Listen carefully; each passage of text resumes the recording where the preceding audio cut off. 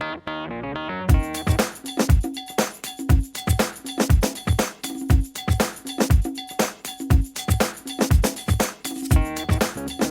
I went to see Al Flasso, old-time magician, comedy magician.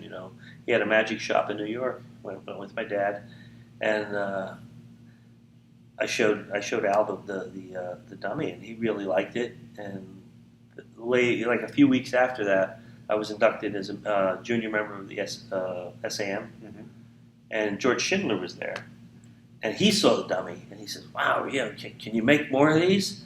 And I said, "Yeah, I probably could." So I started. I was selling dummies to George later, but Al got wind of it somehow, and he actually asked me to make one for his shop. So I did, and then Tannins asked him about it, and I started making them for Tannin Magic. And this is when I was in high school. That's great. Yeah, it was interesting. I mean, they were kind of crude, but they weren't any worse than what most of the places were selling at the time. It was hard to get something really decent, which is why I started making them.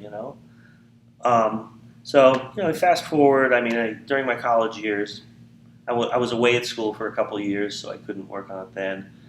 I transferred back to college in New Jersey, where I got my degree from, and I was a theater major, and I kind of didn't want anybody to know about the ventriloquism stuff, so very few people did. Okay. But once I got out of college, it made sense that I could continue to make these things, because Tannins was still interested in them, and so the first few months I was out of college, I was actually selling them to Tannins on a fairly regular basis. That's incredible. Like two or three a year, which at the time that was great.